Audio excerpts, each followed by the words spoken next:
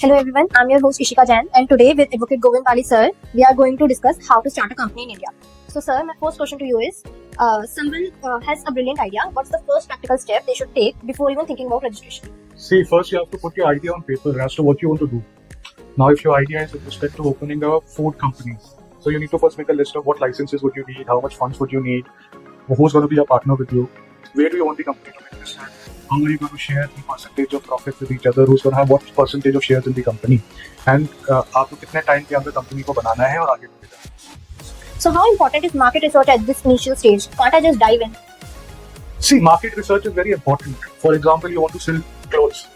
You need to understand what kind of market would be suiting you, what kind of people are actually going to be your audience, how are you going to bring up the idea of sales, how are you going to break even, how are you going to make profits out of the business, and then in the end, what would be the finances and the risk involved? Because without you do the market research, how are you going to select a target audience? How are you going to decide what business are you going to do? What kind of people are you going to tender and cater to? So India offers various business structures like sole proprietorship, LLP or private limited company, etc. How does an aspiring entrepreneur choose the right one, and what are the key differences to consider?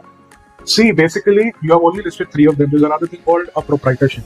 Then there's also another thing called as a limited company. Then there's one thing called as a partnership business. So basically, if you want to get listed 10 years down the line, then opening a private limited company is an important task, because everything you do goes in public domain if you're running a private limited company. The taxes are comparatively higher in a private limited company.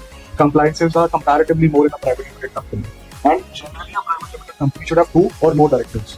It is not that only one person can run a company. You cannot be the sole director in a private limited company. There has to be one or more people in a private limited company, and the directors become the heart and soul of the company, and the company itself is a legal entity. So basically, the company है उसका अपना एक brain है. So वो brain जो है वो directors and managers and management के through चल रहा है. So अगर आपको कल को ये लगता है कि आप बहुत ज्यादा स्केल कर जाओगे, आपको ये लगता है कि आप इतना ज्यादा स्केल कर जाओगे कि you will get listed in the stock market someday, or you will be a limited company someday, limited by shares, and a public company later on, then obviously you should go for a private limited company.